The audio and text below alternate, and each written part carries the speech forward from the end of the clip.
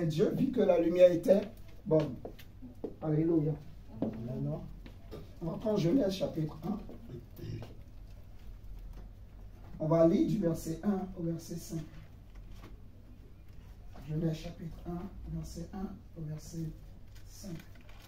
Seigneur, merci pour ta grâce, pour ta faveur, ta parole. Merci pour ton amour. Sois béni, sois glorifié au nom de Jésus. Saint-Esprit, merci de prendre le contrôle de tout ce moment. Merci de nous assister, Seigneur, de nous aider à comprendre la pensée de Dieu ce matin. Que nous trouvions grâce, Jésus, à tes yeux. Au nom de Jésus-Christ, que tout ce qui n'est pas de toi, tout ce qui ne confesse pas ton nom, en ce lieu soit détruit. Que toute forme de flèche, de balle, de missile soit également anéantie au nom de Jésus-Christ. Amen. Amen. Ok. Prenons Genèse chapitre 1. On va lire du verset 1 au verset 5. La Bible dit ceci. Au commencement, Dieu créa les cieux et la terre. La terre était informe et il y avait des ténèbres à la surface de la Bible et l'Esprit de Dieu au-dessus des eaux. Ensuite, Dieu dit que la lumière soit, et la lumière fut. Dieu vit que la lumière était bonne et Dieu sépara la lumière d'avec les ténèbres. Dieu appela la lumière jour et il appela les ténèbres nuit. Ainsi, il y eut un soir et il y eut un matin. Ce fut le premier jour. Remarquez, frères et sœurs, que au commencement, la Bible nous dit que Dieu a créé les cieux et la terre. Mais la terre était informe et vide. Il y avait l'Esprit de Dieu qui se mouvait. On avait déjà expliqué un peu comment ça se passait. Il y avait la Bible, il y avait, comment on appelle, les ténèbres à la surface de la Bible. Et l'Esprit de Dieu se mouvait au-dessus. Si vous vous rappelez, on avait parlé de ça. Et Dieu a parlé. Maintenant ici, on voit dans le verset 3, Dieu dit que la lumière soit. Et la lumière fut. La lumière est arrivée. Dieu vit que la lumière était bonne. Dieu voit que la lumière est une bonne chose. Ce qui m'interpelle ici, c'est que à ce moment de l'histoire de la création, le soleil n'était pas encore créé. La lune n'était pas encore créée. Les étoiles n'étaient pas encore créées. Est-ce que vous suivez très bien ce matin? Parce que toi et moi, ce qui éclaire le jour que je connais, c'est le soleil. Ce qui éclaire la nuit que tu connais, que je connais, c'est la lune. Mais à ce moment de la création, ni le soleil ni la lune n'étaient encore créés. Mais la Bible nous dit que Dieu va appeler une lumière. Dieu appelle une lumière. Il y avait les ténèbres, mais Dieu n'a pas appelé le soleil. Dieu a appelé une lumière. Et quand cette lumière est arrivée, c'est maintenant que Dieu a commencé par créer. Suivez très bien, mes chers amis. Parce que nous voulons parler de l'importance de la lumière. La lumière est bonne. Et vous allez comprendre. La lumière est une bonne chose. Je veux dire à quelqu'un ce matin, la lumière est une bonne chose. La lumière est une bonne chose. Dieu dit que la lumière est bonne. La lumière est bien. Il y avait les ténèbres partout. Les ténèbres couvraient partout. Mais pour créer, il fallait que la lumière arrive. Pourquoi? Parce que c'est quoi la lumière, justement? Déjà, en analysant ce texte, on comprend que la lumière, c'est la vie. Parce que si la lumière n'était pas arrivée, Dieu n'allait pas créer tout ce qui a suivi. Est-ce que vous me comprenez? Avant de commencer la création, Dieu a appelé la lumière. Avant de créer le soleil et la lune, il fallait la lumière. Est-ce que vous me suivez? Amen. Il fallait la lumière, que la lumière vienne. C'est-à-dire, la lumière, même si on la place dans les ténèbres, la lumière dont la Bible parle ici, même si on la met dans les ténèbres, elle est capable de produire des éclats, des effets d'éclairer la nuit. Je ne sais pas si vous comprenez. La lumière, donc, il est question ici, même si on le met dans la tombe, dans le séjour des morts, elle est capable de briller, de fracasser les portes du séjour des morts, de sortir du tombeau. La lumière dont on parle ici ce matin, elle a la capacité, en fait, même si tu la places dans une terre aride, dans un désert, elle est capable de produire des éclats, des effets, de produire la vie. C'est pour ça qu'il est écrit qu'il n'était pas possible que Jésus soit retenu par les liens de la mort. Parce que cette lumière, en fait, c'est Christ. Mais vous allez bien comprendre. Cette lumière en ce lieu, en fait, il fallait cette lumière pour que la vie arrive. Est-ce que vous me suivez ce matin? La lumière, qu'est-ce que c'est que la lumière? La lumière, ce n'est pas le soleil. Ici, il n'est pas question du soleil. Il n'est pas question de la lampe que toi et moi nous connaissons. Bien que, en regardant cette lampe que nous voyons, elle peut nous enseigner. Vous savez, quand Dieu a créé le monde, au début, la science nous enseigne que les hommes, ils ne connaissaient pas le feu. Donc, il y a eu un temps qu'on appelle l'âge du feu. Il y a eu l'âge du bronze, et ainsi de suite. Il y a eu l'âge du feu, où les hommes ont connu le feu. Pour les gens qui ont étudié, vous vous rappelez. Il y a eu l'âge du feu. Les gens ont découvert le feu. Ils prenaient deux pierres, ils tapent l'un sur l'autre, ça produit des étincelles. Ils ont commencé par utiliser le feu. Et ensuite, mon diacre, on a vu des hommes qui ont créé la lampe. Si vous voulez aujourd'hui, le monde que toi et moi nous connaissons, s'il n'y avait pas la lumière, ce monde n'allait pas exister. La technologie que toi et moi nous connaissons, s'il n'y avait pas cette lumière, cette technologie n'allait pas exister. Aujourd'hui, le monde est comme un seul pays. Pour quitter l'Afrique, pour venir en Europe, tu n'as pas besoin de faire des jours. Même en quelques minutes, en quelques heures, tu prends un avion, à peine 3 heures, 4 heures, 5 heures, 9 heures, maximum 10 heures, mais tu es déjà en Europe. Est-ce que vous comprenez? Grâce à ce qu'on appelle l'âge de la lumière. Vous comprenez? Le monde a connu un temps qu'on appelle l'âge de la lumière où tout était industrialisé. La lumière a pris une place importante dans la vie des hommes. La lumière a pris une place, en fait, manifeste dans la vie des hommes. Les hommes ne peuvent pas se passer de la lumière. Les hommes ont besoin de la lumière pour vivre. Amen, amen. Pour voir, pour être éclairés. Vous comprenez?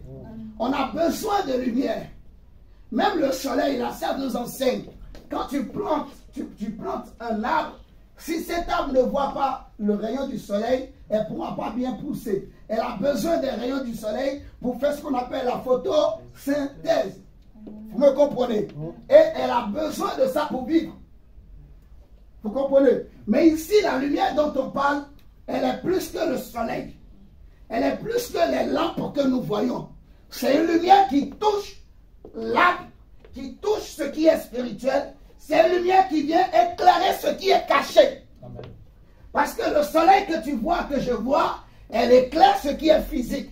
Mais il y a une autre lumière qui est spirituelle, qui vient éclairer l'âme, qui vient éclairer l'esprit. Amen, amen. Et cette lumière, c'est ça que Dieu a appelé en ce lieu, dans Genèse 1, qu'on vient de lire. Ensuite, Dieu va séparer la lumière. Dieu sépara la lumière des ténèbres. Ça veut dire qu'il n'y a pas de rapport entre la lumière et les ténèbres. Donc, si quelqu'un il dit qu'il est enfant de lumière, il ne peut pas pratiquer les œuvres des ténèbres. Il ne peut pas pratiquer la sorcellerie. Il ne peut pas pratiquer la magie. Il ne peut pas pratiquer le mensonge. Il ne peut pas pratiquer, je peux dire quoi? Je vais dire le mensonge, la séduction, le meurtre, le vol, le péché, en fait. Quelqu'un qui est enfant de lumière, il ne peut pas pratiquer les œuvres des ténèbres. En gros, je veux dire. Là, je suis un peu en train de mélanger pour bien poser les bases, en fait. Parce que Dieu a séparé la lumière et les ténèbres. Vous voyez? Donc, il y a les ténèbres d'un côté, il y a la lumière d'un côté. Les deux ne peuvent pas se mélanger. Aujourd'hui, nous voyons des enfants de Dieu, des hommes de Dieu qui vont en boîte de nuit, mais ils se disent aussi qu'ils sont des hommes de Dieu. Ce n'est pas possible. Ce n'est pas biblique. Je ne sais pas si vous me comprenez. On ne peut pas dire je suis enfant de Dieu, mais je pratique encore les œuvres des ténèbres. Vous comprenez? Donc Dieu dit à l'église de Laodicée, tu ne peux pas être tiède. Soit que tu es chaud, soit que tu es froid. Donc si tu es au milieu, je vais te vomir. Parce que Dieu, les milieux, ça n'existe pas avec Dieu. Dans le monde spirituel, il n'y a pas de milieu. Je ne sais pas si vous comprenez. Je répète que dans le monde spirituel, il n'y a pas de milieu. Il n'y a pas de tiède. C'est soit que chaud, soit que froid. Et si tu es tiède, c'est que tu es dans le côté des froids. C'est comme ça que Dieu compte. Donc les gens qui disent qu'ils sont tièdes, en réalité, Dieu les considère comme froids. Ils sont encore pires que tout. Ils sont instables, ils n'ont pas de position. On ne sait pas quelle est leur position. Vous me comprenez ce matin? Dieu a séparé la lumière des ténèbres. Il n'y a pas de rapport entre la lumière et les ténèbres. Ok. Maintenant, c'est quoi la lumière dont la parole de Dieu nous parle ici? Nous voulons définir c'est quoi la lumière. On va prendre premièrement Éphésiens chapitre 5. Prenons d'abord 2 Corinthiens 6. 2 Corinthiens 6, le verset 14 à 18. 2 Corinthiens 6, verset 14 à 18.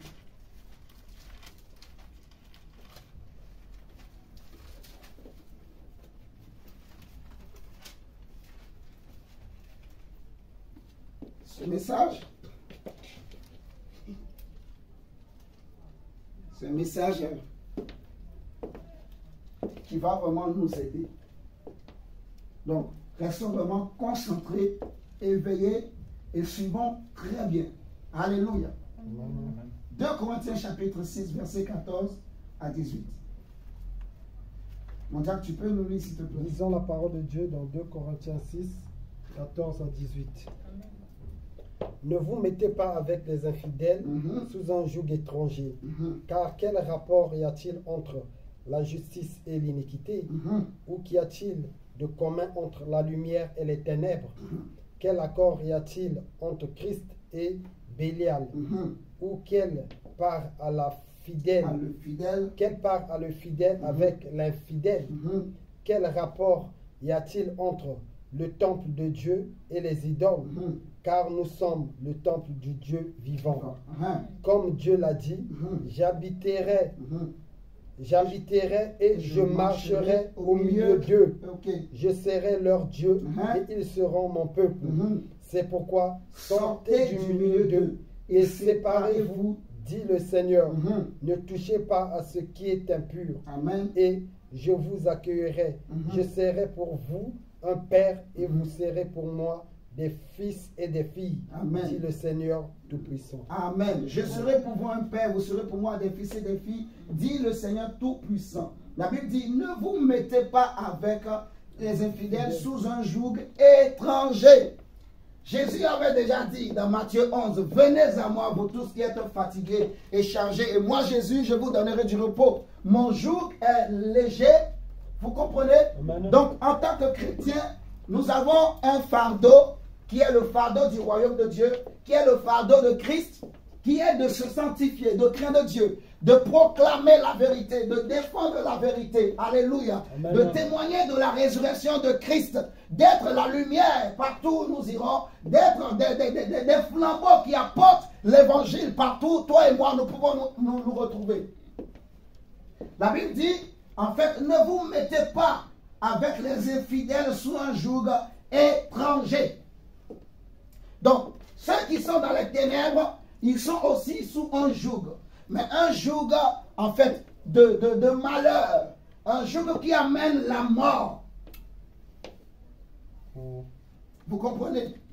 La Bible dit, il n'y a pas de rapport entre la lumière et les ténèbres, entre le fidèle et l'infidèle, entre le juste et l'injuste. Il n'y a pas de rapport entre le temple de Dieu et les idoles. Il n'y a pas de rapport entre, en fait, Christ et Bélial. Il n'y a pas de rapport entre la lumière et les ténèbres. Dieu a séparé depuis le commencement. Avant de créer toutes choses, Dieu avait déjà séparé la lumière et les ténèbres. Dieu avait déjà mis en place une loi qui disait que, en fait, il n'y a pas spirituellement de rapport entre la lumière et les ténèbres. Spirituellement, le fidèle et le fidèle, il n'y a pas de rapport entre eux. Même si vous habitez dans le même bâtiment, mais si toi tu es un fidèle et l'autre est un infidèle, vous n'êtes pas pareil. Vous n'appartenez pas au même camp. Vous ne partagez pas les mêmes convictions. Il n'y a pas de rapport entre vous deux. Est-ce que vous me comprenez? Donc, on peut être plusieurs dans une ville, mais on peut être de la même couleur, mais on n'appartient pas au même camp. Est-ce qu'on comprend? On peut être tous des hommes ou des femmes. On peut se retrouver tous dans un ascenseur, mais on n'appartient pas tous à un même quand il n'y a pas de rapport entre la lumière et les ténèbres. On ne peut pas mélanger. On ne peut pas faire semblant, en fait. On ne peut pas faire, en fait, faire semblant, faire comme si on ne voit rien. Non, il n'y a pas de rapport entre la lumière et les ténèbres. Dieu ne cherche pas des gens qui vont être tièdes. Dieu veut des hommes qui comprennent ces réalités spirituelles. Il n'y a pas de rapport. Dieu a séparé. Est-ce que nous comprenons? Tu comprends, mon frère Dacia? Donc, il n'y a pas de rapport entre la lumière et les ténèbres. Dieu a séparé. Et Dieu a dit que la lumière est bonne. Maintenant, nous voulons comprendre c'est quoi la lumière et nous allons définir c'est quoi la lumière. Prenons Éphésiens maintenant, chapitre 5. Éphésiens, chapitre 5. On va lire du verset 7. Éphésiens 5, à partir du verset 7. Tu peux nous lire, s'il te plaît? Lisons la parole du Seigneur. Amen. Éphésiens 5, à partir du chapitre 7. Du verset 7, ouais. N'ayant donc aucune part avec eux. Avec eux. Autrefois, vous étiez ténèbres. Et maintenant, vous êtes lumière dans le Seigneur. Marchez comme des enfants de lumière. Car le fruit de la lumière consiste en toutes sortes. Car le fruit de la lumière, là on veut définir c'est quoi la lumière. L'apôtre dit que autrefois vous étiez des ténèbres, mais maintenant vous êtes des enfants de la lumière. Vous êtes des fils de la lumière. Donc marchez comme des enfants de lumière. Tu vois, marchez comme des hommes et des femmes de lumière. Si on avait lu plus haut, on allait comprendre. En fait, l'apôtre va recommander aux Éphésiens donc de fuir le péché, de fuir en fait tout ce qui est plaisanterie, tout ce qui est contraire à la bienséance, tu vois, de fuir toute espèce d'impureté, de cupidité, d'abandonner toutes ces choses, d'abandonner tout cela. L'apôtre va recommander aux Éphésiens d'abandonner tout cela. Vous savez ce qu'on appelle les plaisanteries, en fait, c'est la séduction. Et vous allez bien comprendre. Parce que souvent, on banalise. Il y a beaucoup de choses que nous avons l'habitude de faire, mais on banalise ces choses. On n'est pas conscient de ce que cela représente spirituellement. On n'est pas conscient de ce qu'on est en train de faire. Nous sommes en train de servir Dieu. N'oubliez jamais ça. Nous sommes en train de livrer un combat spirituel, mes amis. N'oubliez pas ça. Ne jouez pas avec. Nous sommes en train de livrer un combat spirituel. Nous sommes en train de servir Dieu. Vous me suivez ce matin? Ne laissez pas la froideur. Ah, on n'a pas encore fini. On n'a pas encore achevé la course. On vient à peine de commencer. Est-ce que vous comprenez? Donc, soyons vivants. Soyons vigilants. Soyons éveillés. Ne rentrons pas. Nous allons bien comprendre en fait. Il y a des petites choses qui ne servent à rien. C'est pour ça que Jésus va dire par exemple que votre oui soit oui, votre non soit non. Tout ce qu'on ajoute là, ça ne vient pas de Dieu. Ça vient de l'ennemi. Ça vient du malin. Vous imaginez, tu es en train de parler, mais toi tu penses que tout ce que tu dis là, ça vient de toi. Mais Jésus est en train de dire qu'il y a des choses que tu ajoutes qui ne viennent pas de toi. Ça vient du... Attends, je vais répéter. Jésus dit que votre oui soit oui et votre non soit non. Tout ce qu'on ajoute vient du... Ça veut dire que toi, tu es là, tu es en train de parler, tu parles bien. Tu réfléchis bien, tu raisonnes bien, tu as même raison. Mais tout ce que tu as dit, il n'y a qu'un seul mot ou deux mots qui sont vrais. Je ne sais pas si vous comprenez. Tout ce que tu as ajouté, ça vient du malin. C'est-à-dire que pour dire ce que tu voulais dire, tu n'as pas besoin de faire toute cette longue phrase, de faire toute cette démonstration. Il suffit seulement de dire ce que tu veux dire et c'est fini. Mais nous les hommes, En fait, pour dire une seule chose, on passe par Kamutchaka, on va s'arrêter, on fait une pause à Vienne, on met encore la vitesse, on va aller jusqu'à Rome, on revient en Tunisie, avant de revenir en France. Vous comprenez? Donc tout ce parcours, tout ce trajet-là, en fait, ça ne servait à rien. Le problème, c'est que même des hommes de Dieu tombent dedans. Même des femmes de Dieu tombent dedans. Des gens qui ont déjà 25 ans dans la vie chrétienne, qui ont déjà 30 ans, 40 ans, 60 ans. C'est pour cela Paul va dire, je ne suis pas encore arrivé, je n'ai pas encore achevé la course, je n'ai pas encore atteint le but, mais je cours pour tâcher de saisir le prix de la vocation céleste, vous comprenez? Donc il dit, oubliant ce qui est en arrière, je fixe mes regards vers le but. Vous comprenez? Donc je ne suis pas encore arrivé, mes chers amis. Je ne suis pas plus grand que toi. Tu n'es pas plus grand que moi. Nous, on n'est pas plus grand que les... Parce qu'ils sont jeunes. Non. Est-ce que vous me suivez? Devant Dieu, nous sommes pareils. Si nous pensons que nous sommes déjà grands, nous avons déjà passé à côté. Je dis bien dans les choses de Dieu. Si on est à la maison, il y a grand et petit. Mais dans les choses de Dieu, la Bible dit, Dieu fait grâce aux humbles, mais il résiste aux orgueilleux. Est-ce que vous me suivez? Nous sommes en train de servir Dieu. Nous sommes en train de servir les choses de Dieu. Ça veut dire que quand nous sommes devant la face de Dieu, quand nous venons dans la présence de Dieu, chacun de nous doit avoir une attitude d'un enfant de lumière. Pratiquer les œuvres de lumière. Est-ce que vous me suivez ce matin? Le Seigneur veut nous amener quelque part. Dieu veut nous amener dans un autre niveau de sainteté, de crainte de Dieu, d'approche, de communion avec Dieu. En fait, la manière dont nous prenons les choses de Dieu, le Seigneur veut encore nous amener à nous approcher davantage. Je ne sais pas si nous comprenons. Qu'on ne se familiarise pas avec les choses de Dieu. Qu'on ne prend pas ça comme si c'était la maison, comme si c'était la... Non! C'est les choses de Dieu. Amen. Vous me comprenez ce matin? Il dit, en fait, marchez comme des enfants de lumière. Car, on y va mon frère Prince, car le fruit de la lumière, quoi? Verset 9. Car le fruit de la lumière consiste en toutes sortes de bonté. En toutes sortes de bonté. De justice. Et de vérité. Examinez ce qui est Attends, s'il te plaît. Il dit, car le fruit, excusez-moi, de la lumière consiste en quoi, mon diacre?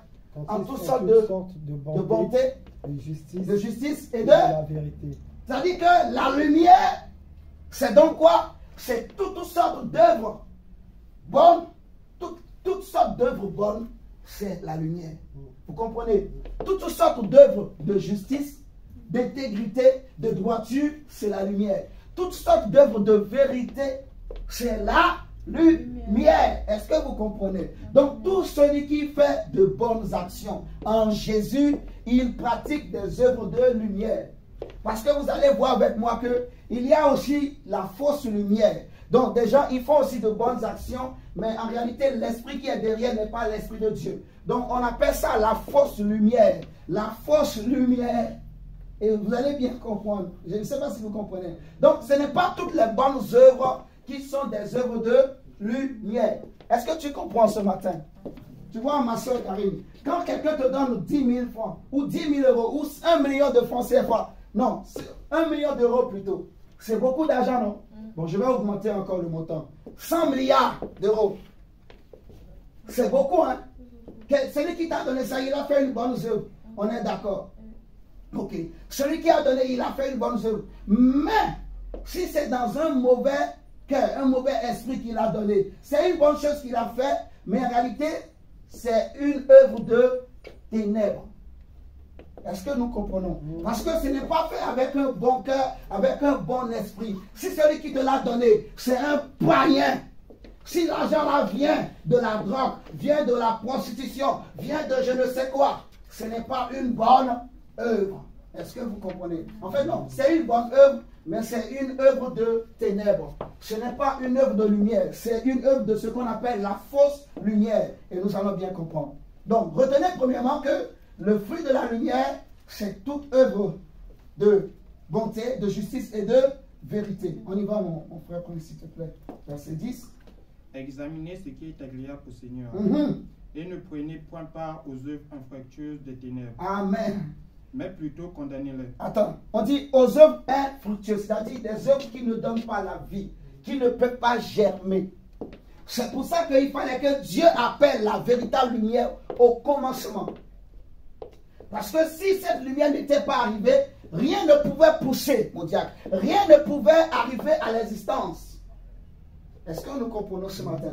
Donc, on a besoin de la lumière pour porter des fruits. On a besoin de la lumière pour avancer, pour progresser, pour engendrer. On a besoin de la lumière, en fait, pour être agréable à Dieu.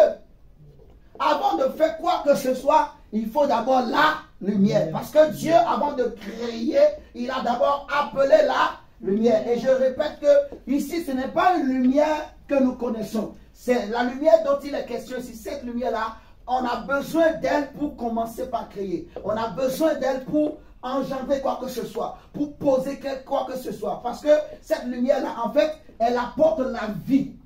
Cette lumière-là, elle apporte l'intelligence. Dans tout ce que tu veux faire, quand cette lumière arrive, elle te donne la sagesse, elle te donne l'intelligence, elle te donne le discernement. Vous comprenez? Avant de faire quoi que ce soit. Ok. Maintenant, on va prendre. Oh, oui, on a fini, non, on n'a pas fini. Continue, mon frère, s'il te plaît. Car il est honteux de dire ce qu'ils font en secret. Mais tout ce qui est condamné est manifesté par la lumière. Car tout ce qui est manifesté est lumière. C'est pour cela qu'il est dit, réveille-toi, toi qui dors, relève-toi d'entre les morts, et Christ t'éclairera. Prenez donc garde à vous conduire avec circonspection. Circonspection. Et non comme des insensés, mais comme des sages. Rachetez le temps, car les jours sont mauvais. C'est pourquoi ne soyez pas inconsidérés, mais comprenez quelle est la volonté du Seigneur. Ne vous enivrez pas du vin. C'est de la débauche. Soyez au contraire remplis de l'esprit. C'est bon, on va s'arrêter là. On va s'arrêter là. Donc on dit, rachetez le temps car les jours sont mauvais. C'est pourquoi ne soyez pas inconsidérés, mais comprenez quelle est la volonté du Seigneur. C'est-à-dire, chaque jour quand je me lève, je dois comprendre quelle est la volonté de Dieu. Qu'est-ce que Dieu veut me dire? Dans tout ce qui m'arrive dans ma vie, il y a une pensée de Dieu, il y a un message divin qui est caché dans tout. Je ne sais pas si vous comprenez. Tout ce qui nous arrive, il y a un message de Dieu, un message que Dieu veut nous donner. Il y a une pensée, un enseignement que Dieu veut nous donner. Et ici, quand on dit, en fait, il dit, ne soyez pas inconsidérés, c'est-à-dire, en fait, ne soyez pas, comment je vais dire, ne soyez pas trop distraits, tu vois. Ne soyez pas trop distraits, mais comprenez. Faites l'effort de discerner, de comprendre, en fait, quelle est la volonté de Dieu, quel est le but que Dieu recherche dans toutes choses. Je ne sais pas si on comprend. Pourquoi Dieu m'a placé là? Pourquoi Dieu m'a mis à côté ici? Pourquoi Dieu m'a donné cette femme? Pourquoi Dieu m'a donné ce mari? Pourquoi Dieu a permis que moi et cette personne, nous soyons maintenant en relation? Dieu m'a mis en relation avec cette personne. Pourquoi Dieu m'a mis en connexion avec cette personne? Pourquoi Dieu a permis que j'habite dans telle ou telle maison? Pourquoi Dieu a voulu que je naisse dans telle ou telle famille? Pourquoi je me retrouve aujourd'hui en France? Pourquoi? Il y a un message. Je ne sais pas si on comprend. C'est ça ce que ce texte veut nous dire en fait. Vous comprenez? Parce que le combat entre la lumière et les ténèbres, c'est un grand combat. C'est plus que le combat des gladiateurs. C'est plus que le combat de je ne sais qui. C'est le plus grand de tous les combats. C'est un combat qui a commencé depuis, avant que le monde ne soit créé. Rappelez-vous quand on a lu dans Genèse 1, avant que Dieu ne crée quoi que ce soit, Dieu avait déjà appelé la lumière et il a séparé les deux. Est-ce que vous me suivez ce matin? C'est-à-dire que la lumière est venue chasser les ténèbres dans Genèse 1. On a vu, il n'y avait que les ténèbres et on ne pouvait rien créer. Alors pour créer, Dieu a appelé la lumière et c'est comme pour dire que la lumière, quand elle est venue, elle a chassé les œuvres des ténèbres. Elle a chassé, je répète, les œuvres ténèbres pour créer le boulevard qui permettra à Dieu de créer, d'appeler à l'existence les choses qui n'existent point. Est-ce que vous me suivez ce matin? Amen. Donc la lumière dont nous parlons ici ce matin, elle est plus grande que le soleil. Le soleil permet la photosynthèse, mais la lumière dont Dieu a parlé, que Dieu a appelé, elle permet la photorésurrection. Je ne sais pas si on va parler comme ça, mais elle permet la résurrection. C'est-à-dire que quand elle rentre dans une terre, même si c'est un désert, elle crée les conditions et vous allez voir, ça va germer. Alléluia. Ça va germer. C'est-à-dire, même si on place quelqu'un dans le désert, mais si la lumière de Dieu habite en lui, il va porter des fruits. Amen, amen, amen, amen. Je ne sais pas si vous comprenez. Amen. On a besoin de cette lumière. On a besoin de pratiquer les œuvres de la lumière. Comprenons, soyons conscients, mes chers amis. Parce que les chrétiens, beaucoup ignorent ces choses. Beaucoup ne font pas attention. Et c'est comme ça l'ennemi joue. Vous me suivez? Donc, premièrement, la définition de la lumière, c'est toute œuvre de bonté, de justice et de vérité. On est d'accord? Maintenant, on va prendre Romains chapitre 13. Romains chapitre 13. On va lire versets 11 à 14. Tu peux nous lire également, Franck, s'il te plaît. Romains 13, versets 11 à 14. Lisons la parole du Seigneur. Romains 13, versets 11 à 14. Cela importe d'autant plus que vous savez en quel temps nous sommes. C'est l'heure de vous réveiller, en fin du sommeil, car maintenant le salut est plus près de nous que lorsque nous l'avons cru. Car le salut est plus près de nous que lorsque nous avons cru. Continuez, mon frère. La nuit est avancée, le jour approche. Dépouillons-nous donc des œuvres des ténèbres. Attends. La nuit est avancée et le jour approche. Dépouillez-vous des œuvres de ténèbres. Quand Dieu a créé, Dieu a appelé plutôt la lumière, parce que Dieu n'a pas créé la lumière, il l'a appelé à l'existence. La lumière, c'est Dieu lui-même. Quand Dieu a appelé la lumière, Dieu va séparer la lumière et les ténèbres. Dieu va appeler la lumière jour. Il va appeler les ténèbres nuit. Maintenant, ici, on nous dit que la nuit est avancée et le jour approche. Le jour approche. Ça veut dire qu'il y a eu un combat, vous comprenez, entre la lumière et les ténèbres au commencement. Et ce combat-là continue. Maintenant, nous sommes en train d'arriver, nous sommes en train de tendre vers la fin là, où la lumière va complètement écraser complètement les ténèbres dans tous les domaines. Vous comprenez? C'est-à-dire que spirituellement, la lumière a déjà écrasé les ténèbres. Maintenant, dans le plan de Dieu, il y a un temps que Dieu a mis en place pour qu'il va mettre fin à tout, il va mettre fin au règne des ténèbres. Vous comprenez? Donc c'est pour ça qu'on dit que la nuit est avancée dans l'horloge spirituelle, dans l'horloge de Dieu, dans l'horloge des esprits, la nuit est avancée. Frères et sœurs, nous sommes dans une époque, en fait, il y a une horloge spirituelle qui tourne, tac, tac, tac, tac, tac, tac. Physiquement, peut-être les hommes ne voient pas, mais spirituellement, ça tac, ça fait tac, tac, tac. Ça fait le bruit tac, tac, tac, comme les horloges que nous connaissons.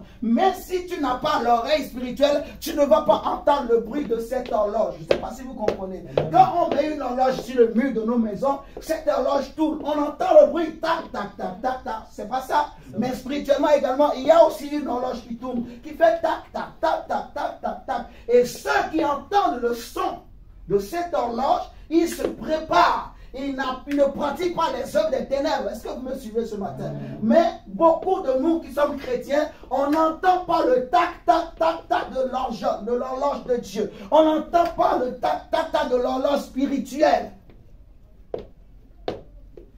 C'est pour ça la Bible dit que les choses spirituelles, c'est spirituellement qu'on en juge, mon frère diable. C'est spirituellement qu'on en juge. Ce n'est pas avec les yeux physiques.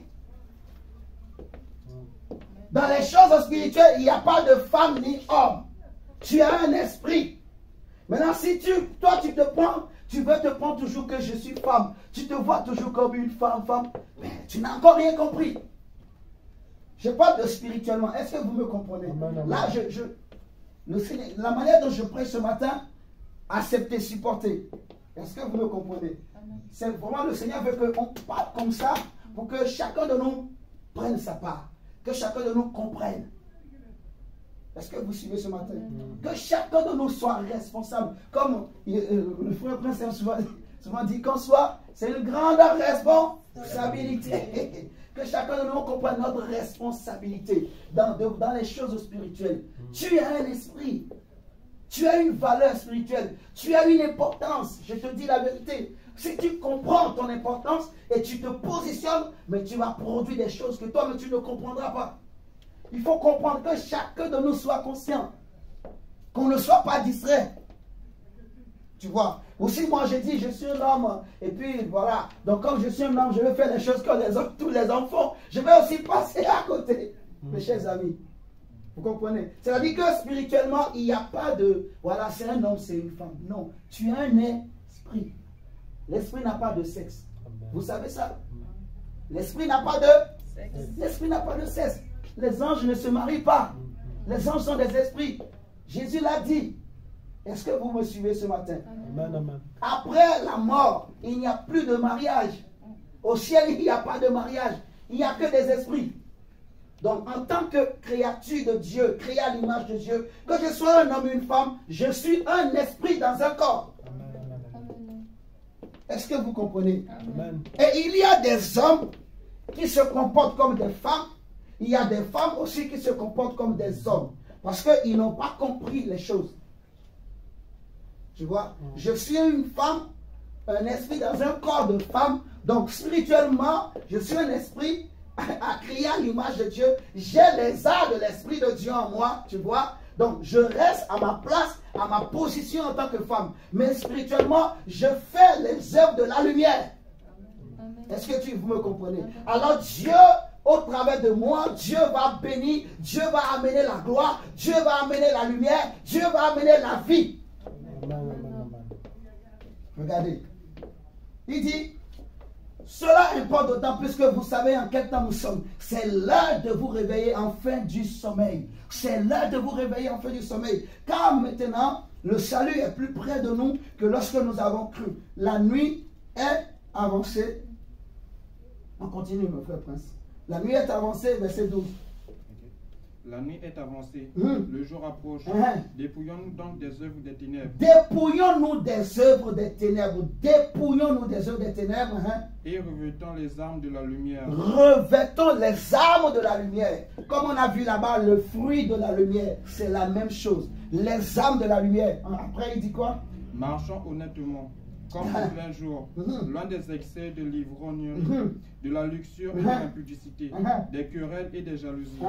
Mais revêtez-vous du Seigneur Jésus-Christ et n'ayez pas soin de la chair pour en satisfaire les convoitises. Tu vois? Donc, en fait, on nous dit de nous revêtir des armes de la lumière, de porter le fruit de la lumière, de manifester le fruit de la lumière. Le jour, la nuit est avancée plutôt et le jour approche. Le jour approche à grands pas, mes chers amis. Le jour approche.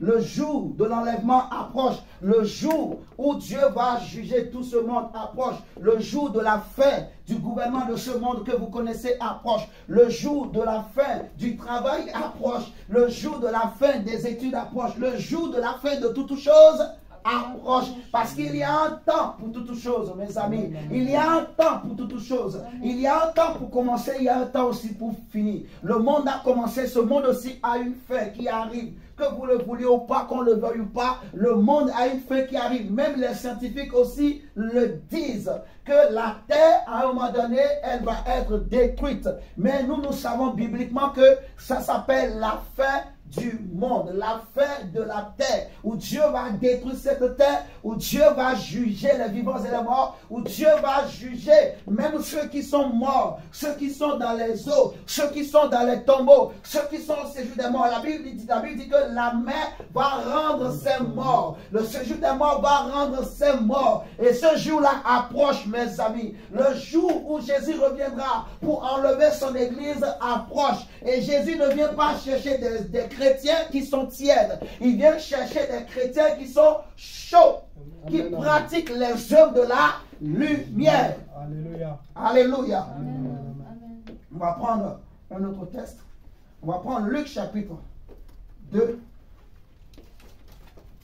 On est en train de définir c'est quoi la lumière. On va prendre Luc chapitre 2.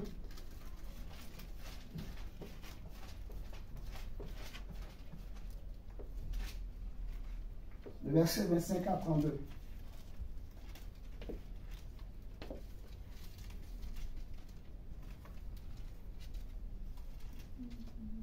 Luc chapitre 2, verset 25 à 32.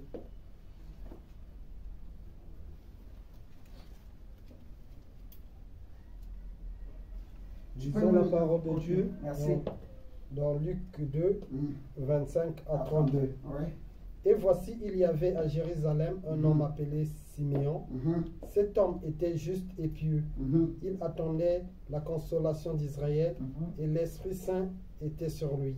Il avait été divinement averti par le Saint-Esprit qu'il ne mourrait point avant d'avoir vu le Christ du Seigneur. Amen. Il vint au temple, poussé par l'Esprit, et comme les parents apportaient le petit enfant Jésus pour accomplir à son égard ce qu'ordonnait la loi, il le reçut dans ses bras, bénit Dieu et dit: Maintenant, Seigneur, tu laisses ton serviteur s'en aller en paix. Amen. Selon ta parole, car mes yeux ont vu ton salut. Ton salut. Salut que tu as préparé devant tous les peuples. Lumière pour éclairer les nations. Lumière pour éclairer les nations. Et gloire d'Israël, ton peuple. Alléluia. Il dit: mes yeux ont vu ton salut, salut que tu as préparé devant tous les peuples. Lumière pour éclairer les nations. Or, ici, on nous parle ici de qui? Cet homme s'appelait comment? Siméon. Et cet homme, c'était un homme juste et pieux. Il attendait la consolation d'Israël. Il avait été averti par le Saint-Esprit qu'il n'allait pas mourir avant d'avoir vu le Christ de Dieu. Maintenant, il est en train de parler du Christ et il dit que le Christ, il est le salut de Dieu. Il est la lumière que Dieu a préparée pour tous les peuples. La lumière que Dieu a préparée pour tous les peuples. C'est-à-dire qu'il n'est pas la lumière seulement d'Israël. Il est aussi la lumière pour toi et moi. Il est aussi la lumière pour les Congolais. Il est aussi la lumière pour les Béninois. Il est aussi la lumière pour les Français. Il est aussi la lumière pour les Malgaches. Il est aussi la lumière pour les Éthiopiens. Il est aussi la lumière pour les Tunisiens. Il est aussi la lumière pour les Égyptiens. Il est la lumière pour tous les peuples. Il est la lumière pour les Blancs et les Noirs. Il est la lumière pour les jaunes et les rouges. Il est la lumière pour les Chinois, pour les Japonais, pour tout ce que vous voulez. Ceux qui sont dans les îles, ceux qui habitent au loin, ceux qui habitent dans les fins fonds de la terre, même les pygmées, Jésus-Christ, le Christ de Dieu est la lumière que Dieu a préparée pour tous les peuples de la terre, pour tous ceux qui existent, pour tous ceux qui respirent, pour toute la création. Amen. Est-ce que nous comprenons? Amen. Donc, Jésus-Christ est la lumière de Dieu. Et ici, la Bible nous dit que cette lumière aussi s'appelle le salut. Amen. Il dit le salut que tu as préparé pour tous les peuples, lumière pour éclairer les nations. C'est la lumière qui éclaire les nations. C'est la lumière qui éclaire les peuples. C'est la lumière qui éclaire les familles. Il s'appelle Jésus-Christ. Donc la lumière, c'est quoi? La lumière, c'est toute œuvre de bonté, de justice, de vérité. La lumière, c'est aussi le salut, c'est-à-dire la délivrance. La lumière, c'est aussi Jésus. C'est le Christ de Dieu, c'est le Messie. Alléluia. Oui, mes chers amis, Jésus dit dans Jean chapitre 8, le verset 12, il va déclarer une parole puissante. Le Seigneur Jésus va dire ceci. Jean chapitre 8, verset 12, il dit, Jésus leur parla de nouveau et dit, je suis la lumière du monde.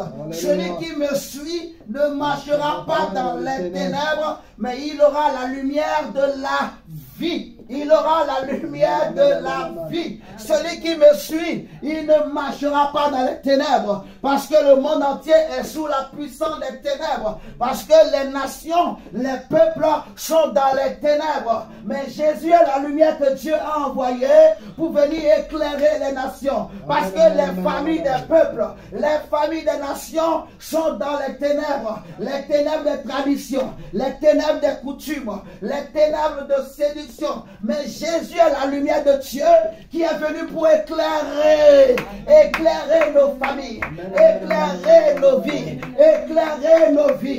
Il est venu éclairer nos chemins. Alléluia. Amen, amen, amen, amen, Oui. amen, amen. Jésus dit, je suis la lumière du monde. Je suis la lumière du monde. Je suis la lumière du monde. Il est la lumière du monde. Il est celui qui vient donner l'intelligence à celui qui n'avait pas l'intelligence. Il est celui qui vient donner la sagesse à celui qui n'avait pas la sagesse. Il est celui qui vient donner le discernement à celui qui n'avait pas le discernement. Amen, amen, Alléluia. amen, amen, amen. Jésus vient ouvrir nos yeux pour que nous puissions voir. Jésus vient nous éclairer pour que nous puissions voir clair.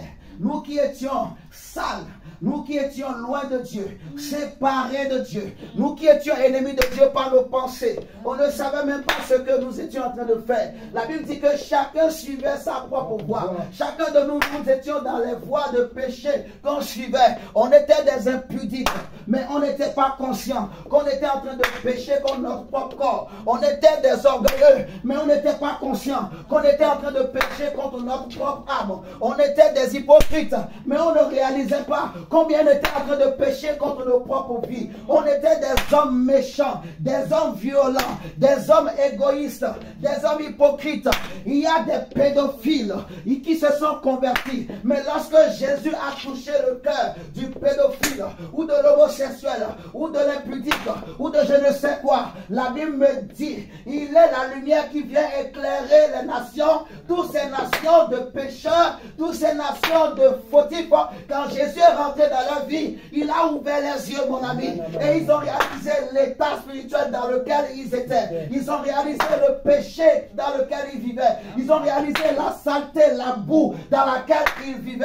Alors c'est là, quand mes yeux s'ouvrent, c'est quand mes yeux s'ouvrent, je réalise parce que j'ai la lumière, je vois qu'il y a des ténèbres autour de moi et personne n'aime les ténèbres. Je vous dis la vérité, aucun homme n'aime les ténèbres. C'est parce que les hommes ne savent pas qu'ils vivent dans les ténèbres qu'ils apprécient les ténèbres. Je ne sais pas si vous comprenez. Si tout le monde savait comment était le diable, personne ne serait son ami. Si tout le monde savait quelle était la réalité du féticheur, personne n'ira chez le féticheur. Si tout le monde savait quel était le prix que tu payais, quand un féticheur te donne un petit gris-gris, si tu savais ce qu'il récupérait dans ta vie en retour, tu n'iras jamais chez lui. Mais quand Jésus arrive, il ouvre nos yeux pour que nous réalisions combien le diable est méchant, combien le diable est mauvais, combien le diable ne nous aime pas. Alléluia. Combien le diable a détruit les hommes, combien le diable a détruit des pays entiers, combien le diable a détruit des nations entières. Jésus est venu pour ouvrir nos cieux, pour nous dire qu'il y a encore de l'espoir, pour nous dire que Dieu nous aime, pour nous dire que Dieu veut que nos vies changent. Dieu veut que nous marchions dans la lumière, que nous marchions dans la vérité, que nous marchions dans la justice, que nous marchions dans la droiture, dans l'intégrité. C'est possible d'être un homme pieux, c'est possible d'être un homme juste, c'est possible d'être un homme intègre. Amen, amen, amen, Oui. amen, amen. Oui, mon frère. Le monde peut te rejeter. La famille peut te rejeter. Mais si Dieu t'accepte, si Dieu t'agrée, si Dieu est avec toi, tu es la personne la plus heureuse du monde. Amen, amen, amen. Qu'on ne te trouve pas dans les choses dans lesquelles on t'accuse.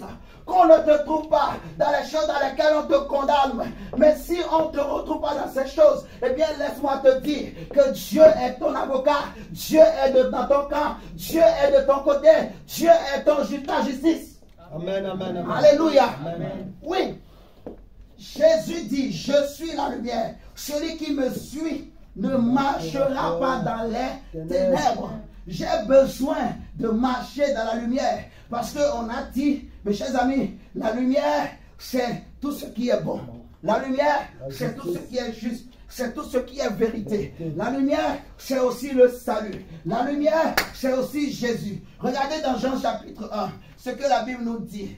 La Bible dit qu'au commencement était la parole, et la parole était avec Dieu, et la parole était Dieu. Elle était au commencement avec Dieu. Toutes choses ont été créées, ont été faites par elle, et rien de ce qui a été fait n'a été fait sans En elle était la vie, et la vie était la lumière des hommes.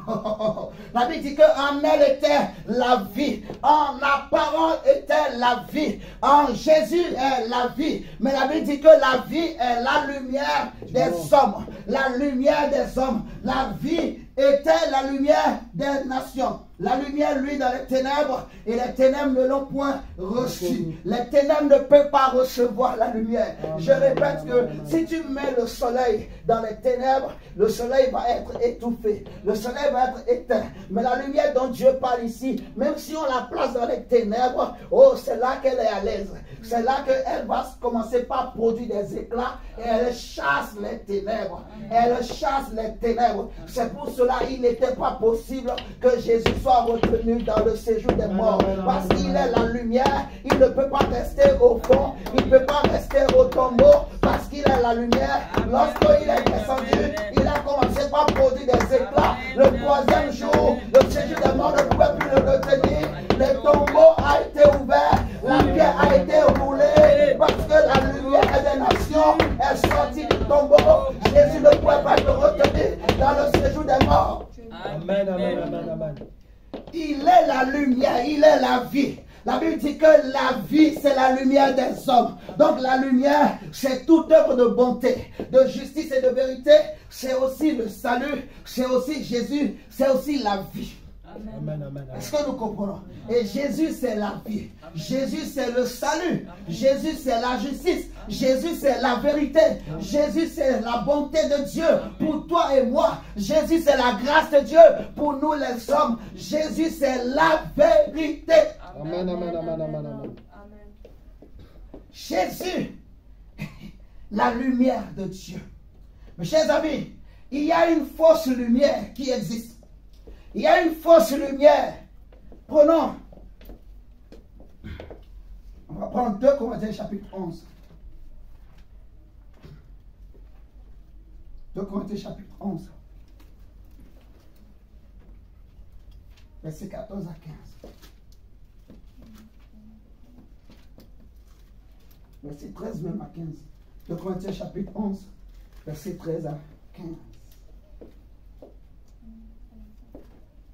Jesus, Jesus, Jesus, Jesus, Jesus, Jesus, Jesus. Alléluia. 2 Corinthiens, chapitre 11. Oui, tu peux nous lire, merci. Ces hommes-là sont des faux apôtres, des ouvriers trompeurs, déguisés en apôtres de Christ. Et cela n'est pas étonnant, puisque Satan lui-même se déguise en ange de lumière. Il n'est donc pas étrange que ces ministres aussi se déguisent en ministre de justice. Leur fin sera selon leur œuvre. La Bible dit que ces hommes-là sont de faux apôtres, des ouvriers trompeurs déguisés en apôtres de Christ. Des ouvriers trompeurs déguisés en apôtres de Christ. Et cela n'est pas étonnant, puisque Satan lui-même se déguise en ange de lumière. Il n'est donc pas étrange que ces ministres aussi se déguisent en ministres de justice. Tu vois? Donc il y a en fait une fausse lumière. C'est-à-dire que l'ennemi qui se déguise en ange de lumière. Et de même qu'il y a aussi une fausse lumière, on a défini c'est quoi la lumière. On a dit que c'est toute œuvre de bonté, de justice, de vérité. On a dit que la lumière c'est le salut, c'est la vie, c'est Christ. Vous comprenez? Donc il y a aussi une fausse lumière. Et la fausse lumière, c'est toute fausse bonté. C'est toute fausse bonté. C'est toute fausse justice. C'est toute fausse vérité. C'est toute fausse salut. Tout faux salut. Un salut mais qui est faux. C'est toute vie qui est une vie fausse. Alléluia. Est-ce que nous comprenons ce matin? Amen. Parce que beaucoup d'hommes tombent dans ces pièges en fait. Ce n'est pas parce que quelqu'un il fait du bien que forcément il est bien. Ce n'est pas vrai. Alléluia. Amen. Parce qu'il peut faire du bien mais il est faux. Ce qu'il est en train de faire c'est un bien mais il ne pratique pas une bonne œuvre de lumière. Il pratique une œuvre des ténèbres. Nous voulons dénoncer les œuvres des ténèbres. La Bible dit ne prenez point part aux œuvres infructueuses des ténèbres, mais dénoncez-les. Alléluia. Dénoncez-les. par la lumière de la parole, dénoncez-les pour que les chrétiens aient la connaissance, pour que les chrétiens comprennent, pour que les familles comprennent, pour que les nations comprennent, pour que le monde comprenne. Alléluia. Amen. On dit qu'il se déguise en ange de lumière. Il y a des gens qui font aussi des œuvres de bonté. Le monde même nous enseigne. Il y a des gens, on a tué sa fille. On a on va dire, le meurtrier, on l'a jugé, mais la famille n'est pas satisfaite. Pour la famille, la justice n'est pas complète. Est-ce que vous me suivez ce matin? Il y a une femme qu'on a violée. On va juger le violeur, mais cette femme sera blessée à vie. Elle ne sera jamais satisfaite de cette justice. Toutes les fois quand il voit le violeur, elle a mal. Alléluia. Amen. Je veux vous dire ce matin, mes frères, que la justice de ce monde n'est pas complète. La justice que les hommes peuvent rendre, elle n'est pas parfaite.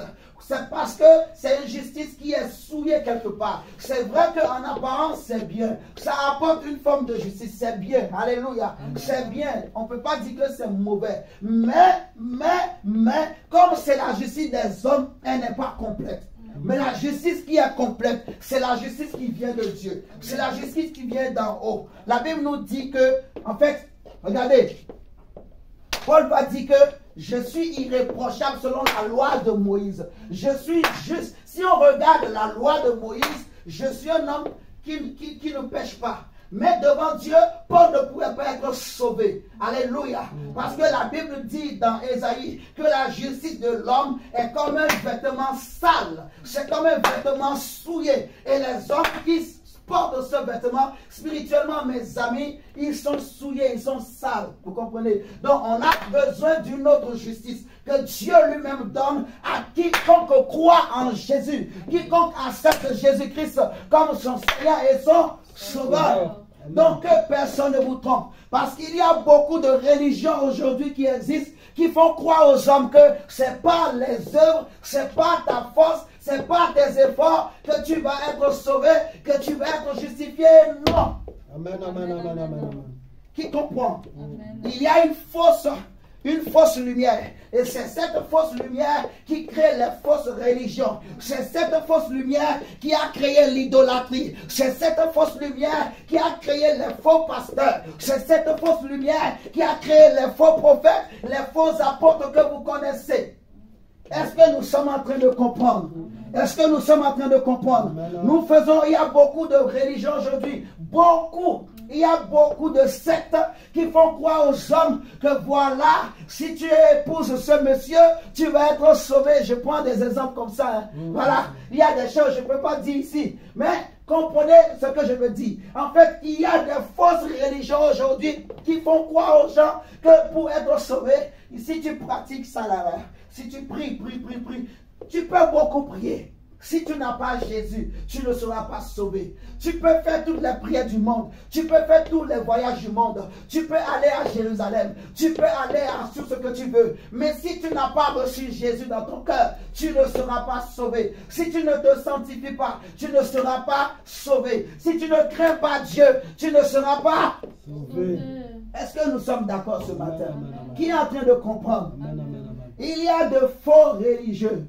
Il y a une fausse religion. Il y a une fausse lumière. Il y a une fausse lumière. Vous comprenez? Amen. Donc, qui dit fausse lumière, il y a fausse bonté.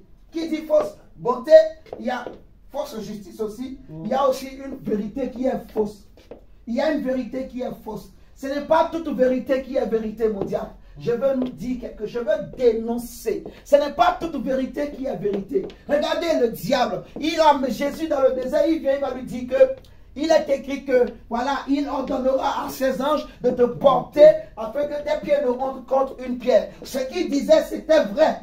Mais dans cette circonstance-là, dans cette condition-là, ce n'était plus une vérité. Est-ce que vous comprenez? Donc, toute vérité n'est pas vérité. Ce n'est pas parce que ça brille que c'est forcément de l'or. Ce n'est pas parce que ça brille que c'est forcément bon. Ce n'est pas parce que c'est bien habillé que l'intérieur c'est propre. Jésus a dit tombeau blanchi. En parlant des pharisiens, il va dire vous nettoyez le dehors de la coupe, mais à l'intérieur c'est plein de rapines, plein de péchés, plein de mal. Est-ce que nous sommes en train de comprendre ce matin? Est-ce que nous sommes en train de réaliser? Il y a des fausses bontés, il y a des fausses justices, il y a aussi une fausse vérité. Et ça, c'est un exemple de fausse vérité, frère.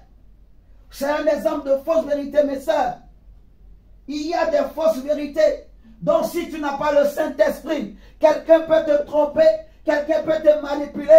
On le voit aujourd'hui sur Internet. Beaucoup sont en train de tomber dans les pièges. On le voit dans beaucoup d'églises. Beaucoup sont en train de tomber dans le piège. Quelqu'un qui prêche la sanctification, mais lui-même ne pratique pas la sanctification. Quelqu'un qui prêche la repentance, mais lui-même n'est pas un homme repenti. Est-ce que nous comprenons? Oui, mes chers amis. Regardez les scandales qui se passent dans les églises. Des pasteurs qui sont habillés en blanc. Des pasteurs qui sont de col, ils ont le col pastoral tout blanc. Mais regardez les œuvres qu'ils pratiquent dans les ténèbres. Regardez les œuvres qu'ils pratiquent. Il y en a qui ne se cachent même plus aujourd'hui. Mes chers amis, dénonçons les œuvres des ténèbres. Ne pratiquons pas les œuvres des ténèbres. Ne participons pas les œuvres des ténèbres. Quel que soit le niveau d'implication, coupons les ponts. Amen, amen, amen. Est-ce que nous comprenons? Amen. Parce que, en fait, c'est comme une toile d'araignée. Si tu n'as pas Jésus, tu ne comprendras pas. C'est pour cela que Paul va dire. Regardez, on est dans 2 Corinthiens 11. Regardez 2 Corinthiens, verset 1, 2 Corinthiens chapitre 11, verset 1. Tu peux nous lire, prendre, s'il te plaît. 2 Corinthiens chapitre 11, verset 1. Qu'est-ce que la Bible dit? Ok. 2 Corinthiens chapitre 11, le verset 1. Oh, si vous pouviez supporter de ma part de folie, mais vous me supportez. Car je suis jaloux de vous. Je suis jaloux de vous. D'une jalousie de Dieu. D'une jalousie de Dieu. Parce que je vous ai fiancé à un seul époux. Parce que je vous ai fiancé à un seul époux. Pour vous présenter à Christ comme une vierge pure. Pour vous présenter à Christ comme une vierge pure. Toutefois, de même que le serpent séduisit Ève par sa ruse. Je crains que vos pensées ne se corrompent. Je crains que vos pensées ne se corrompent. Et ne se détournent de la simplicité à l'égard de Christ. Et ne se détournent de la simplicité à l'égard de Christ. On va s'arrêter là. Il dit toutefois, de même que le serpent séduisit Ève. De même que le serpent séduisit Ève par sa ruse. Je crains que vos pensées ne se corrompent, mes chers amis. Et ne se détourne de la simplicité à l'égard de Christ. La Bible dit dans Apocalypse que la Bible appelle le serpent dont il est question ici. C'est qui? Prenons Apocalypse. Apocalypse. C'est Apocalypse. Hein? Apocalypse. Le chapitre 12. Apocalypse chapitre 12. Le verset 9 nous dit quoi? Apocalypse chapitre 12. Paul dit que je crains que de même que le serpent séduisit Ève. De quel serpent il est question? De qui Paul veut parler ici? Regardons Apocalypse chapitre 12, verset 9. On y va prendre, s'il te plaît. Lisons la parole du Seigneur. Apocalypse 12, verset 9. Et il fut précipité, le grand dragon, le serpent ancien, appelé le diable et Satan. Ah! Continue. Pité sur la terre. Celui qui séduit toute la terre, il fut précipité sur la terre et ses anges furent précipités avec lui. Donc on nous dit que c'est le grand dragon, le serpent ancien. Tu vois, celui appelé le diable et Satan. Est-ce que vous me suivez ce matin? Et c'est lui que Paul dit, je crains que de même que il a séduit Ève dans Genèse 3, je crains que vous aussi, vos pensées, vos cœurs ne soient corrompus, ne soient séduits par le serpent ancien. Et qu'est-ce qu'il a fait? Paul va dire qu'il a séduit la femme par la ruse. Par la ruse. Il a utilisé quoi? La ruse. Pour séduire la femme. La ruse. Mes chers amis, il a utilisé quoi? La ruse. La Bible dit qu'il a séduit la femme.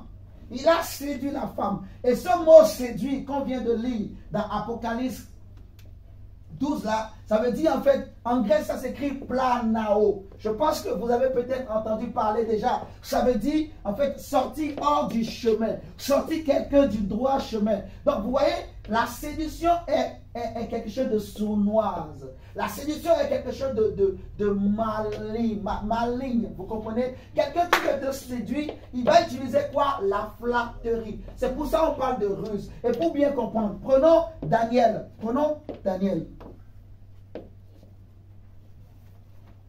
Daniel chapitre 11, verset 32. Daniel chapitre 11, verset 32.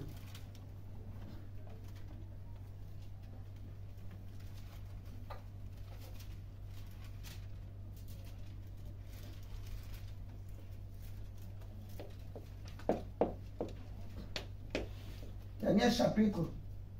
Ouais, lisons la parole du Seigneur. Daniel chapitre 11, le verset 32. Il séduira par des flatteries les traîtres de l'alliance. Ah, il séduira quoi? Par les flatteries. Attends, est-ce que nous sommes tous là? Qui n'est pas, qui a trouvé déjà? Qui n'a pas trouvé? Tout le monde a trouvé?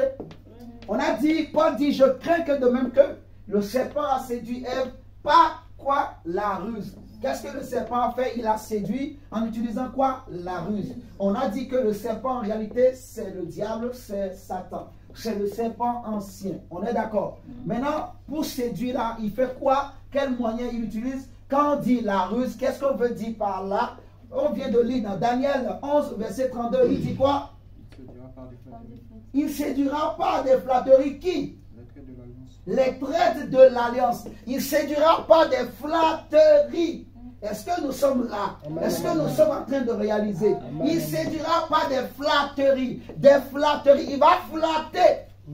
En fait, il va flatter. Donc, il va essayer de dire de bonnes choses, mais la pensée qui est derrière, l'idée qui est derrière, l'objectif qui est derrière est un mauvais objectif. Est-ce que vous comprenez? C'est un mauvais plan. Il a une idée derrière la tête. C'est pour cela qu'on a dit tout à l'heure que toute vérité n'est pas vérité. Quand le diable disait à Jésus dans le désert, saute du haut en bas, parce que Dieu va ordonner à ses anges de te porter, ce qu'il disait, c'est vrai, c'est écrit dans la Bible. Mais l'idée qui était derrière, la pensée qui était derrière, l'esprit qui était derrière, c'était la ruse.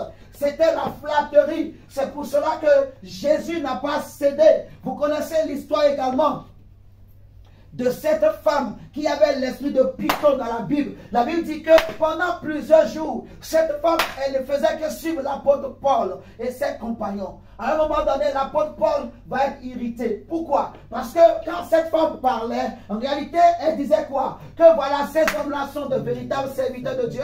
Ils sont venus pour vous annoncer le salut. C'est vrai ce qu'il dit. Donc, c'est la mission que Dieu a donnée à Paul. Malheureusement, l'esprit qui l'animait, ce n'était pas le bon esprit. C'était l'esprit du serpent. C'était un ange déguisé en lumière. Vous comprenez? C'était le serpent déguisé en ange de lumière. Alors, à un moment donné, tout ce qu'elle disait en réalité, ça flattait, ça séduisait Paul. Ça faisait, donc, tu vois, ça fait gonfler les épaules.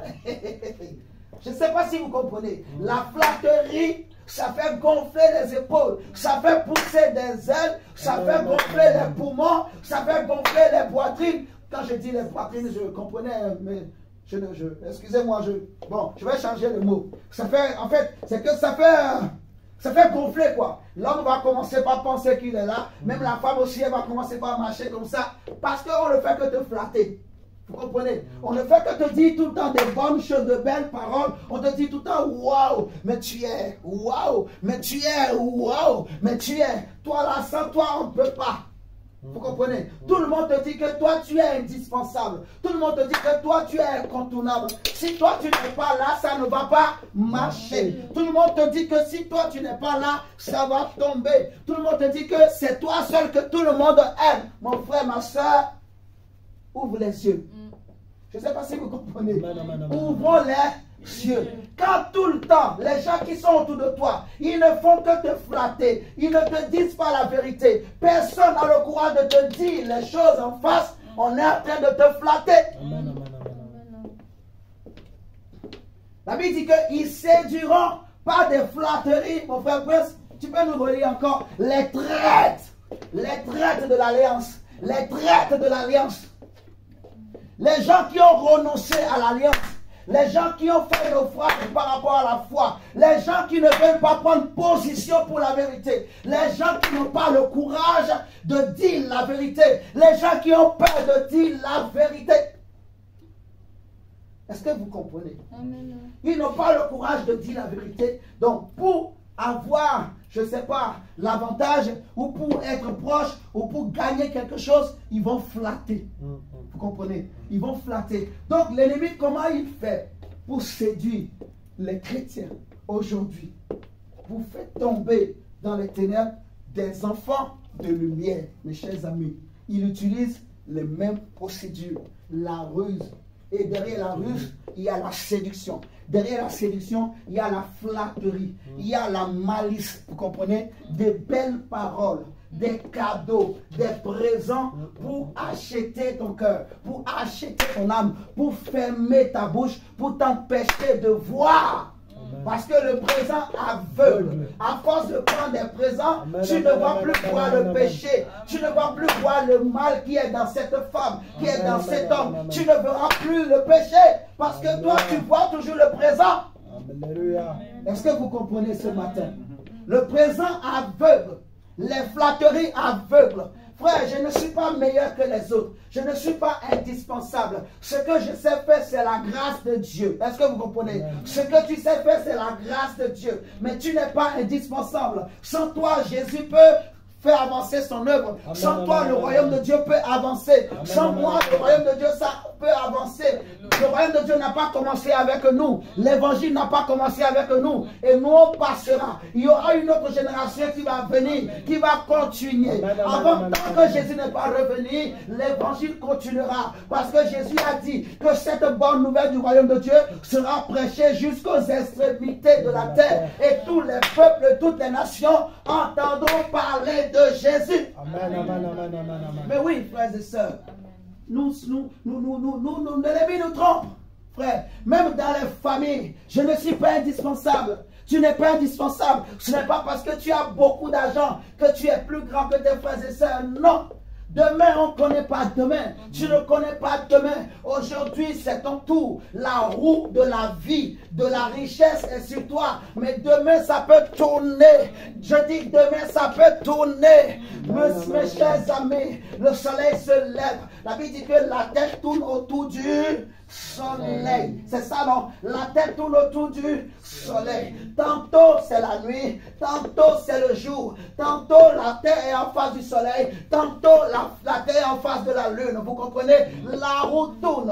Demain, Dieu peut élever l'autre. Dieu fait grâce à qui il veut. Tu ne connais pas son avenir. Tu ne connais pas son lendemain. Tu ne connais pas le jour de son tout à coup. Parce que le Dieu qui t'a créé, c'est le même Dieu qui l'a aussi créé. Le Dieu qui t'a appelé, c'est le même Dieu qui l'a aussi appelé. Le Dieu qui t'a choisi, c'est le même Dieu qui l'a choisi. Dieu fait ce qu'il veut. Il travaille avec qui il veut. Il ne regarde à personne. Est-ce que tu comprends? Dans ta famille, tu n'es pas plus grand que ta soeur. Tu n'es pas plus grand que ton frère. Même si toi, le petit frère, tu as aujourd'hui l'argent. Respecte tes grands frères. Donne-leur la place qu'il leur faut. Ne pense pas que parce que tu as l'argent, donc tu es plus grand que ton grand frère. Que tu es plus grand que ta grande soeur. C'est faux. Tu n'as rien compris. Est-ce que vous comprenez? Oui. Tu n'as rien compris. Est-ce que tu comprends, Prince? Oui. La séduction, frère, en fait, c'est une arme dangereuse, redoutable, entre les mains du diable. La séduction, la flatterie. Et c'est dans tous les secteurs de la vie, dans tous les domaines. Dans tous les domaines de la vie. Regardez autour de vous, regardez, que ce soit dans les médias, que ce soit dans, je ne sais pas, tous les domaines. Même dans les églises aujourd'hui, la séduction est rentrée. L'ennemi est assis. Le serpent là est assis dans beaucoup d'églises. Vous comprenez? En train de séduire les chrétiens, en train de séduire les familles, en train de séduire même des hommes de Dieu. Est-ce que nous sommes en train de comprendre? Donc, la Bible, on a dit en fait que Paul dit, je crains. Je crains que de même que le serpent séduit, que vous aussi, vos cœurs ne soient corrompus, ne soient séduits, que vous ne tombiez dans les pièges. Frère, on n'est pas arrivé. Je ne sais pas si nous sommes en train de comprendre. Parce que la flatterie nous fait croire qu'on est quelque chose. Je ne sais pas si tu comprends. Tape les épaules. Tape tes épaules. Dis je ne suis rien. Je ne suis rien. Dis je ne suis rien. Je ne suis rien. Dis je ne suis rien. Je ne suis rien. Je ne suis rien. Je ne suis rien. Dis que les épaules la tombent. Que les épaules la tombent. Les épaules tombent. Que les épaules tombent. Regardez dans l'Apocalypse. On voit les 24 guerriers. La Bible dit qu'ils prennent leur couronne, ils jettent par terre pour que Jésus seul soit élevé. Et Jean-Baptiste a dit, il faut que moi je diminue et que lui il... Est-ce que vous comprenez? C'est ça, en fait. C'est ce que nous devons viser. Est-ce que nous comprenons? Donc, veillons pour ne pas tomber dans... Je vous en supplie, frère. On n'est pas arrivé. Surtout quand on est dans les choses de Dieu. Dieu nous regarde. Est-ce que vous comprenez? Jésus dit, le prince de ce monde arrive, mais il n'a rien en moi. Si l'ennemi voit qu'il a quelque chose en toi, il va s'approcher. Et mais les choses qu'ils vont voir qu'il a en toi, s'ils voient que la séduction, il arrive. Parce que Jésus dit, tout le reste que nous disons, ça vient du malin. Ça veut dire qu'il rôde tout le temps. Il cherche toujours une porte. Il cherche toujours une brèche. Il cherche par tous les moyens. Donc, il ne faut pas lui donner l'occasion. Dieu, ce matin, veut augmenter notre niveau de sainteté, de crainte de Dieu. Dieu veut que notre intelligence augmente, que nous soyons davantage plus conscients du combat spirituel, de ce que nous sommes en train de faire. Que chacun de nous réalise ce matin que ce n'est pas un jeu. Nous ne sommes pas en train de nous amuser, mes chers amis. Nous sommes en train de livrer un grand combat. Amen. Vous savez, l'ennemi, la Bible, Jésus va dire aux Juifs que, regardez Jean chapitre 8. Jean chapitre 8, le verset 44. Nous voulons dénoncer, nous voulons dénoncer.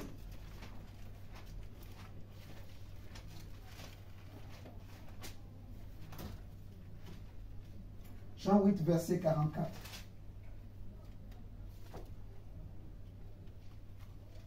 Celui qui a trouvé peut nous lire. Merci. On dirait que si tu as trouvé, tu peux lire. Jean 8, 44.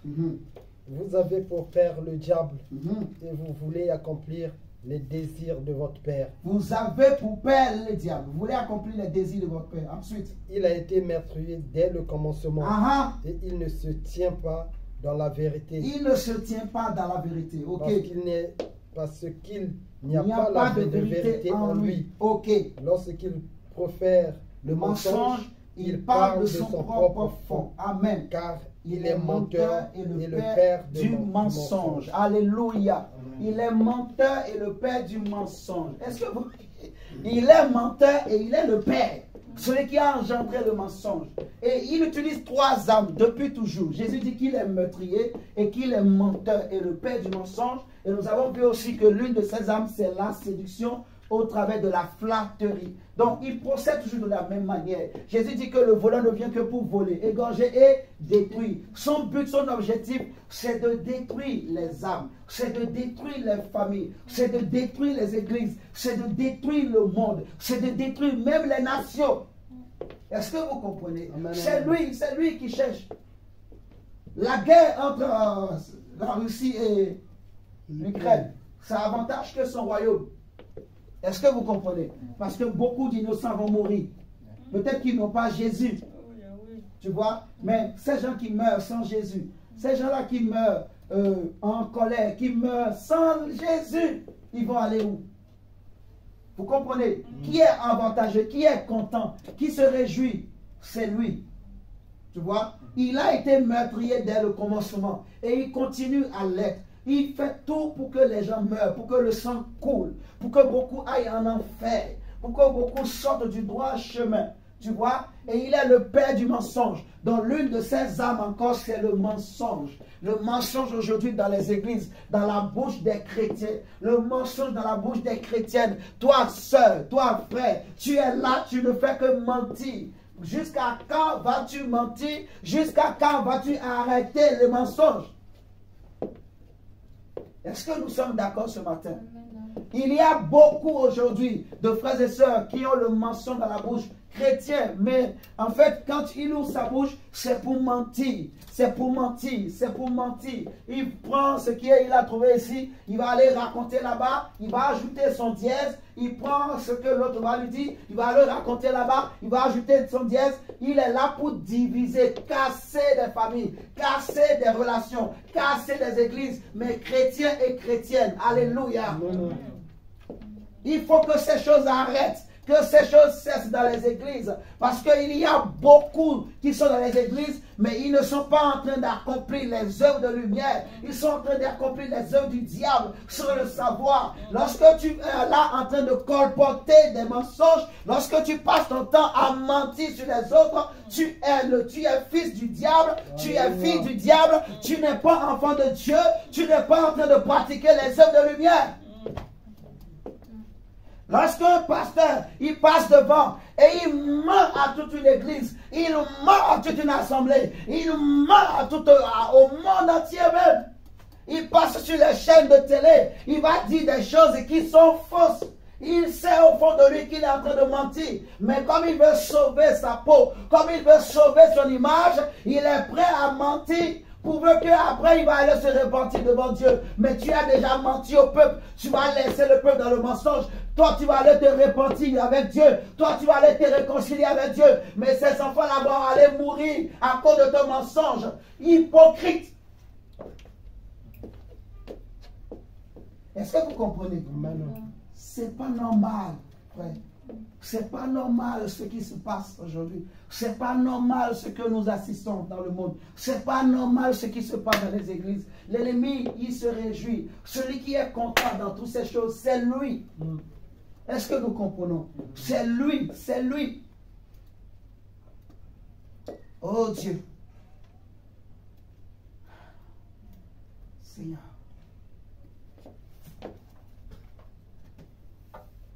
Mais il y a de l'espoir. Amen. Oui. Il y a de l'espoir, mes chers amis. Il y a de l'espoir. On va prendre un Jean. Un Jean.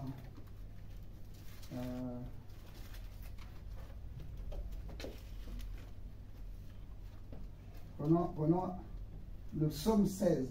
Le psaume 16. On va lire du verset 8 au verset 11. Psaume 16, verset 8 au verset 11.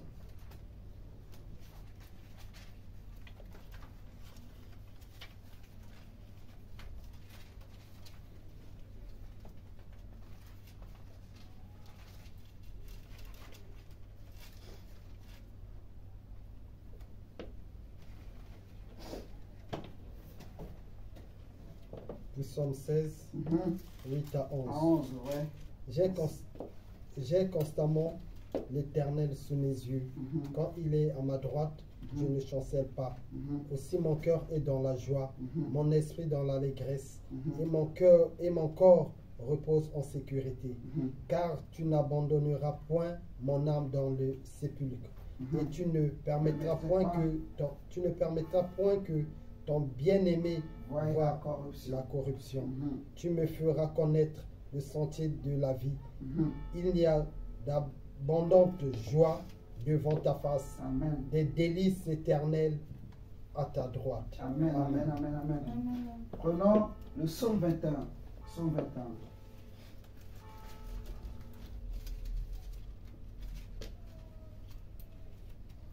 Le psaume 21. Attendez, je vais vous donner.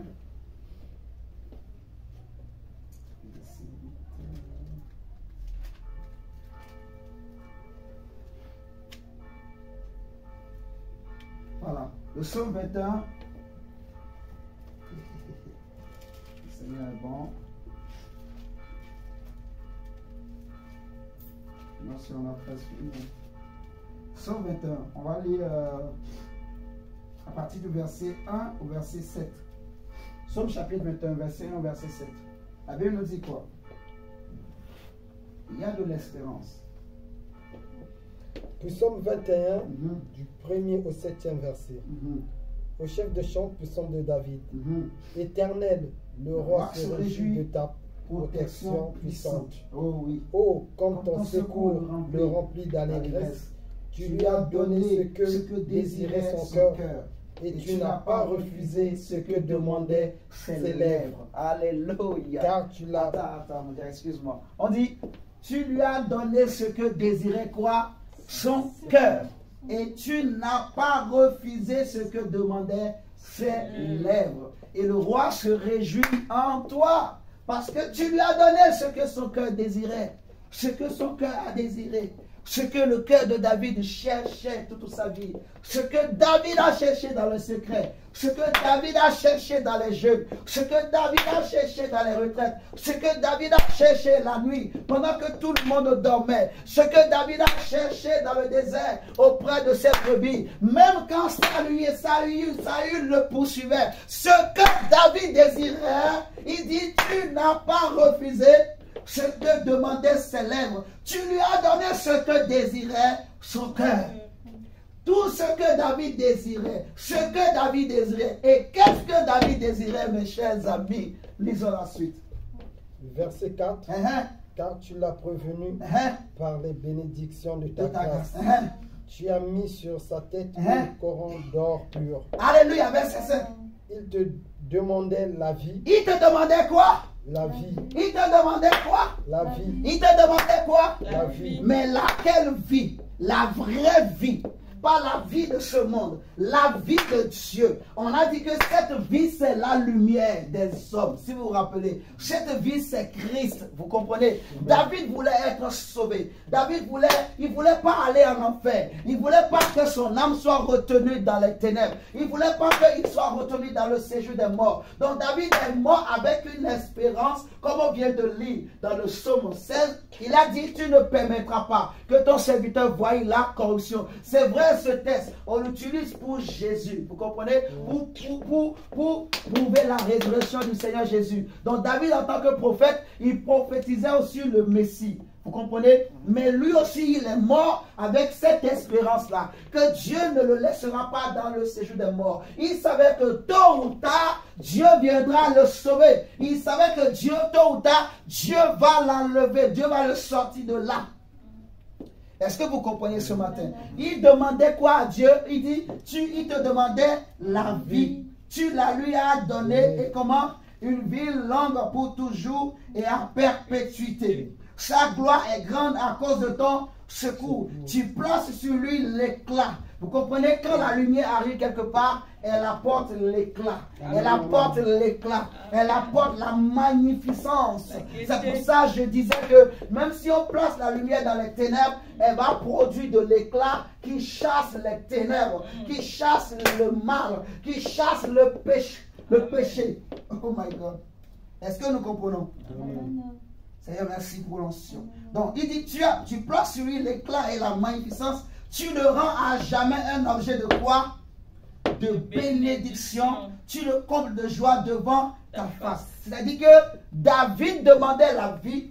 Dieu lui a donné la vie. Mais cette vie a produit en lui l'éclat. Et cette vie a fait de David un objet de bénédiction. C'est-à-dire une source de bénédiction. Comme Dieu avait dit à Abraham que toutes les nations seront bénies en toi. David était devenu aussi une source de bénédiction. Et j'aimerais dire à quelqu'un ce matin, prends courage, défends la lumière, défends la vérité, combat les ténèbres, donc combat le vrai combat, le combat de la foi, prends position pour la lumière et Dieu fera de toi une source de bénédiction pour beaucoup de gens, peu importe les combats, peu importe les oppositions, peu importe ceux qui ne veulent pas de toi, mais laisse-moi te dire, lève-toi pour la lumière, lève-toi pour le royaume de Dieu, lève-toi pour la vérité, lève-toi pour la justice, lève-toi pour tout ce qui est bon, lève-toi pour le salut des âmes, lève-toi pour la guérison des nations, et Dieu fera de toi une source de bénédiction, Dieu fera de toi une source de bénédiction, Dieu fera de toi un objet de bénédiction, Dieu va amener l'éclat dans ta maison, Dieu va amener l'éclat dans ton foyer, peu importe les oppositions, laisse-moi te dire ce matin, combat le vrai combat, combat le combat de la la justice. Combat le combat de la justice. Prends position pour la lumière. Prends position pour la vérité. Prends position pour la justice. Et Dieu sera avec toi. Amen, amen, amen. Tu seras une source de bénédiction. Tu seras une source de bénédiction. Oui, une vraie source de bénédiction.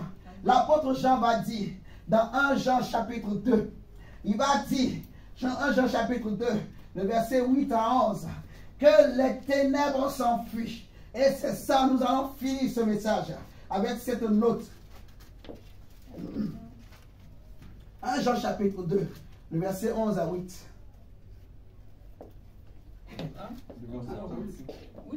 8 à 11, pardon, excusez-moi. 8 à 11, ouais. 1 Jean chapitre 2, le verset 8 à 11.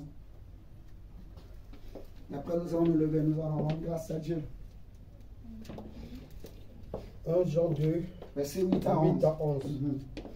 Toutefois, c'est un commandement nouveau que je vous écris, ce qui est vrai en lui et en vous, car les ténèbres se dissipent et la lumière véritable paraît déjà. Celui qui dit qu'il est dans la lumière, il dit... Non, on va juste arrêter au verset 8. Il dit, c'est un commandement nouveau que je vous écris, ce qui est vrai en lui et en vous, car les ténèbres font quoi? Se dissipent et la lumière véritable paraît déjà. La lumière est déjà sur la terre, mes chers amis. La lumière véritable, elle est déjà venue sur la terre au travers de l'évangile. Et cette lumière s'appelle Jésus-Christ, comme on a dit.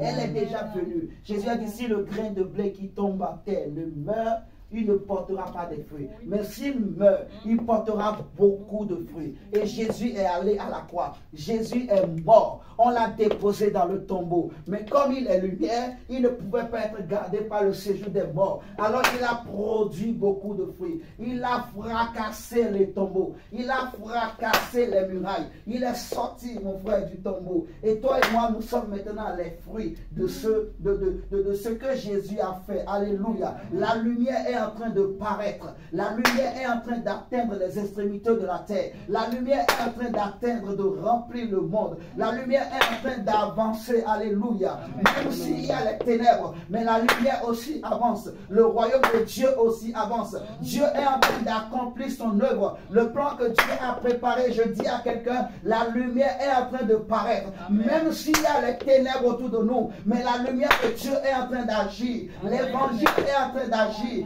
Le royaume de Dieu aussi est en train d'agir. La puissance de Dieu aussi est en train d'agir. Et soyez des hommes et des femmes de lumière. Nous allons marcher avec la lumière de Dieu. Lorsque nous allons arriver quelque part, même s'il y avait la mort, mais nous allons amener la vie. Nous allons faire germer. Nous allons faire germer au nom de Jésus-Christ de Nazareth. Au nom de Jésus-Christ de Nazareth, nous allons nous lever. Tu vas